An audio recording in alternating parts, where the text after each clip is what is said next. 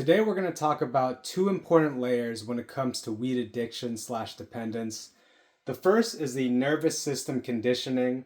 The second is the identity and the values. All right, I'm going to break this up into three sections, A, B, and C.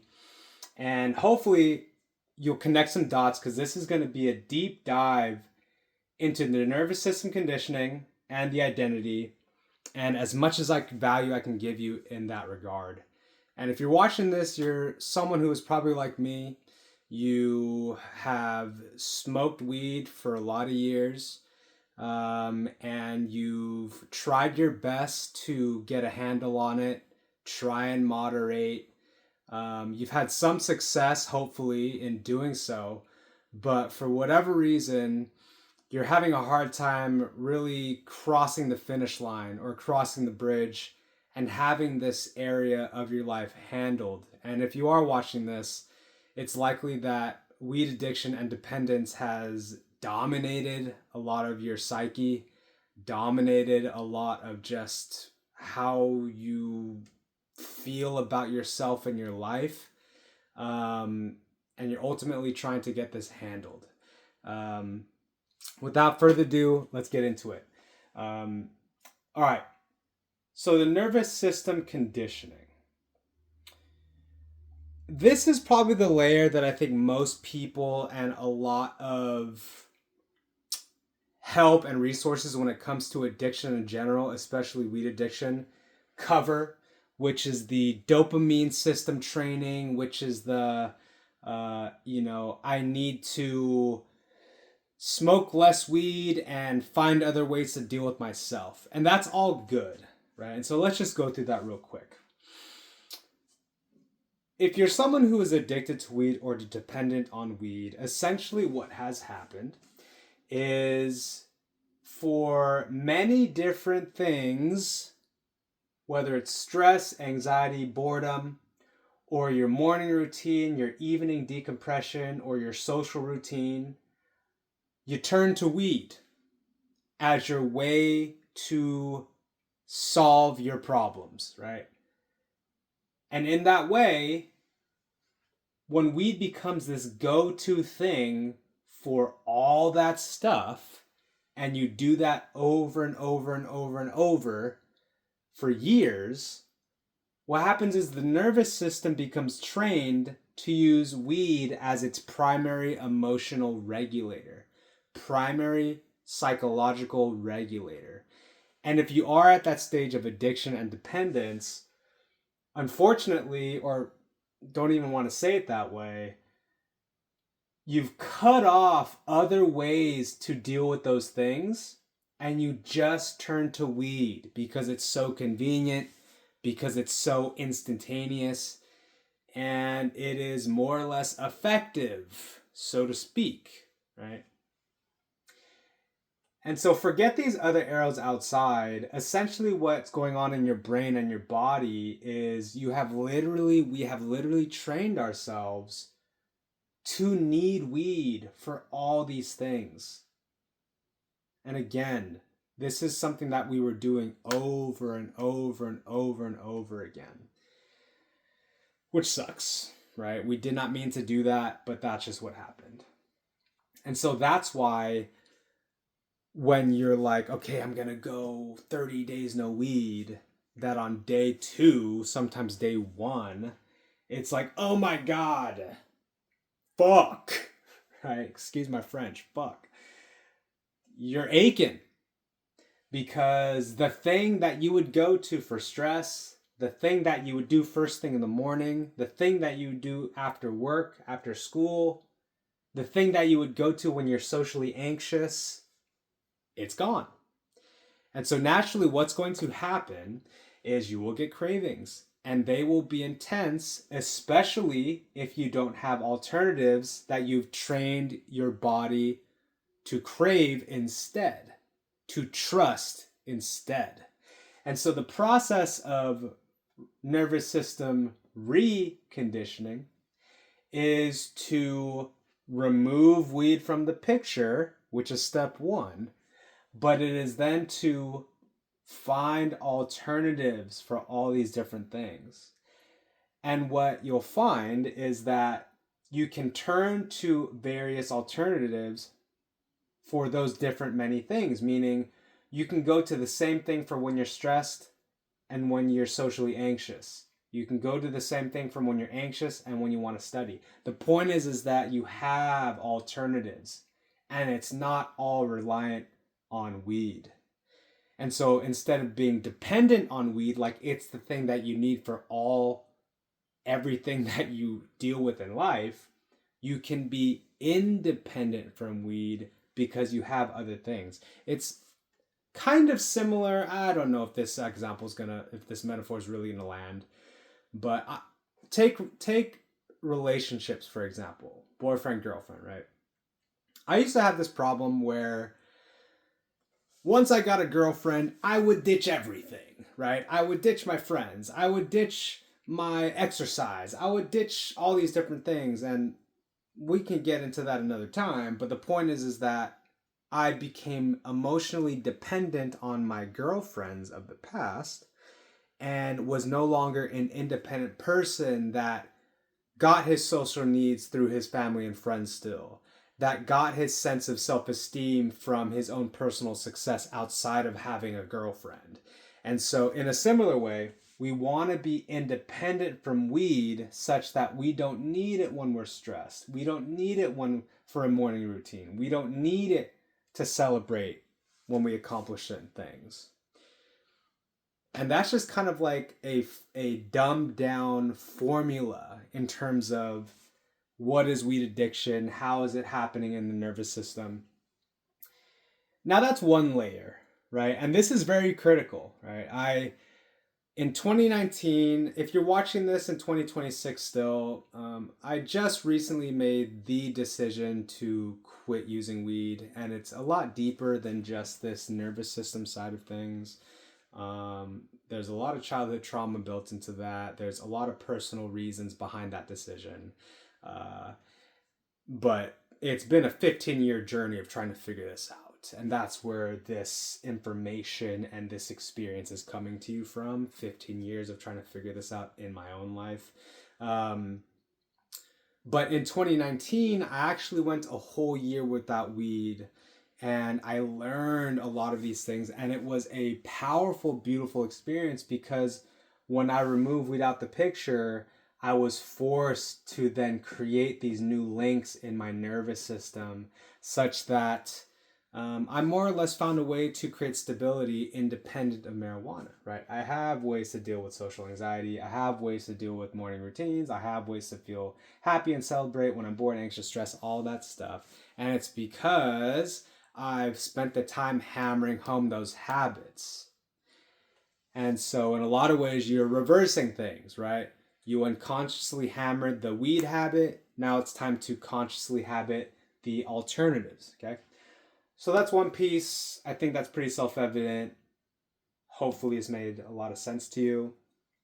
Now let's get to what, in my opinion, is the less talked about side of addiction and dependency with weed, which is the identity attachment. In a lot of ways, it's the identity addiction. Okay, what do I mean by identity?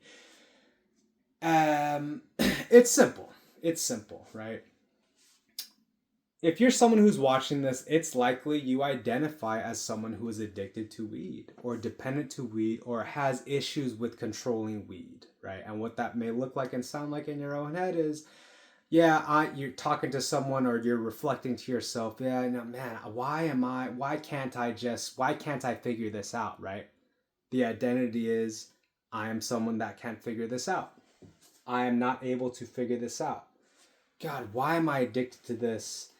Or it can be certain things like identifying as someone who's chill and not uptight, or identifying as someone who doesn't give a fuck, right? Because some of us, we found weed through social life as a teenager, and in wanting social acceptance or social status, we wanted to show others that we didn't care. Oh, I don't care. I don't care about discipline. I don't care. I'm a smoke whenever. I'm cool. I'm hip. I do it. Yeah.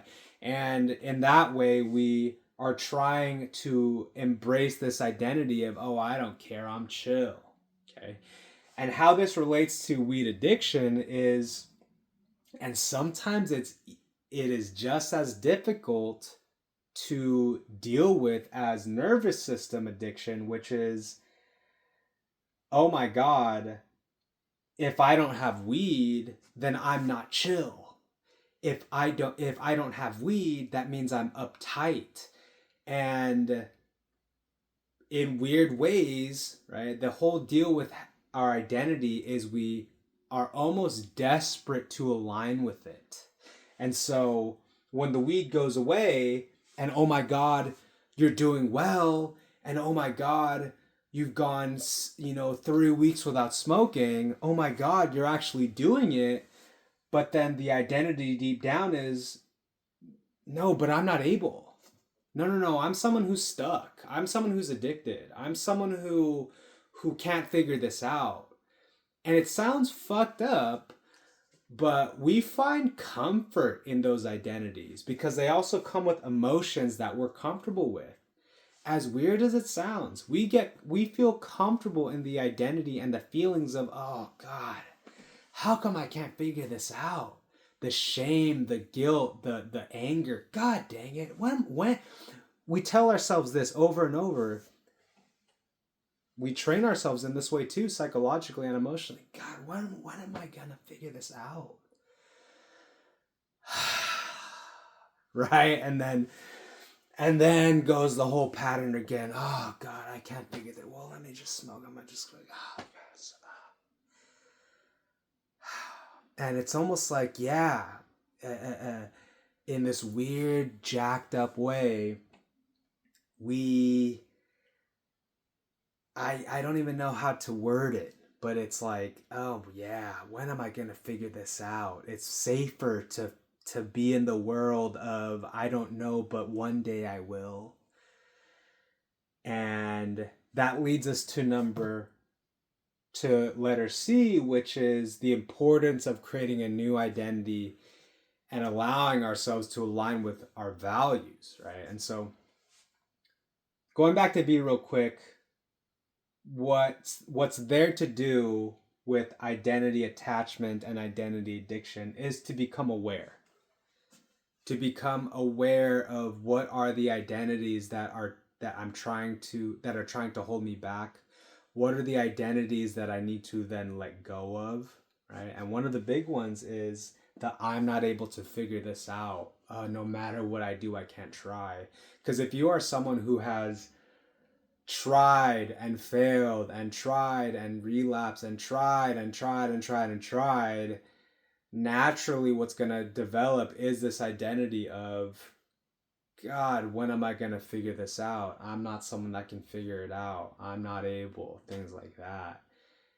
And so you're not just contending with the nervous system of being conditioned towards weed chemically, but we're also conditioned towards weed psychologically and emotionally.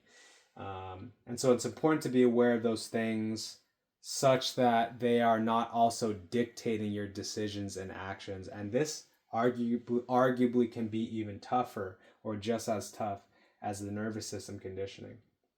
Now moving on to letter C, again, of new identity and value alignment. So obviously, what most of us want are things like being consistent, being responsible, being stable, being independent, being able, being disciplined, feeling whole. And this one takes conscious effort. And it also requires, again, going back to B, this might require some therapy, if I'm being honest. This is where some mental health stuff can come up. This is when some trauma-based stuff can come up because, I know for myself personally, I have had a lot of shame in general. And that shame has led to things like I'm not deserving of success. I am not able of creating success. I would literally have difficulty embracing a sense of consistency, embracing and allowing myself to be someone that is capable. And sometimes we have blocks that are even deeper than weed, this whole weed addiction thing.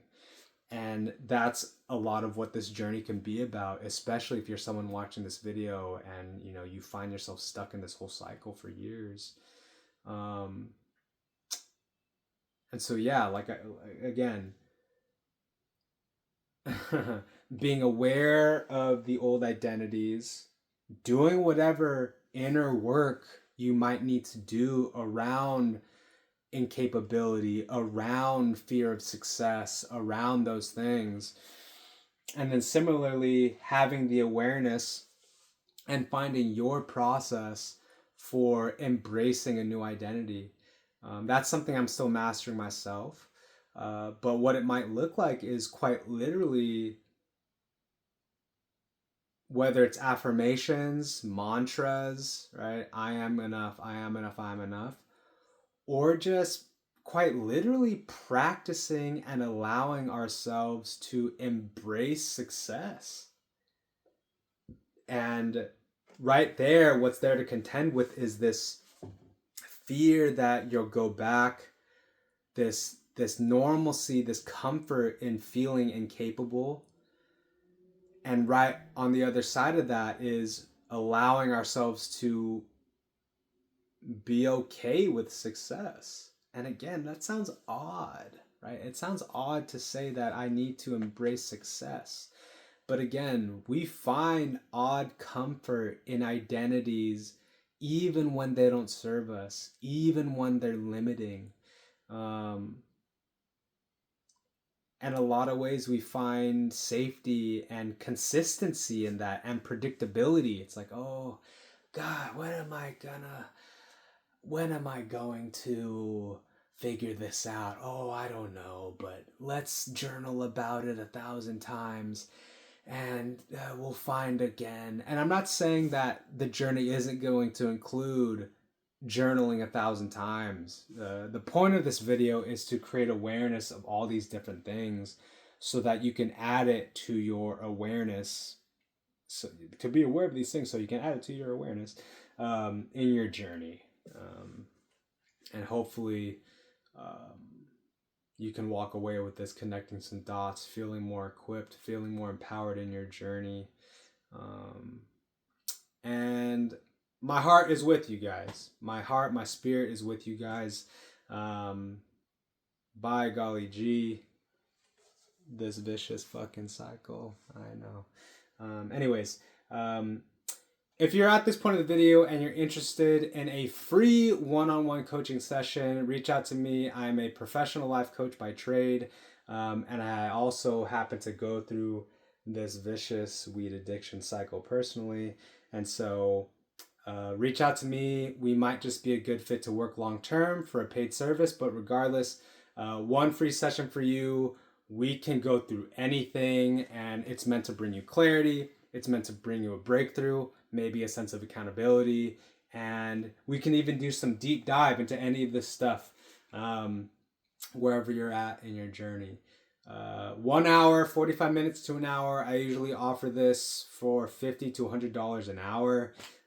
It's really powerful work. I think you'll enjoy it.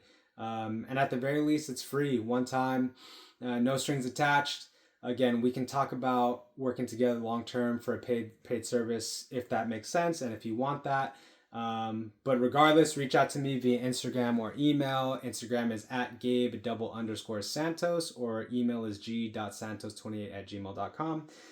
Thank you for your guys' time as always. Take a screenshot of this, study it, find your own X, Y, and Z's, figure out what your identities are, and I'll see you on the other side. Have a good one, guys. Peace.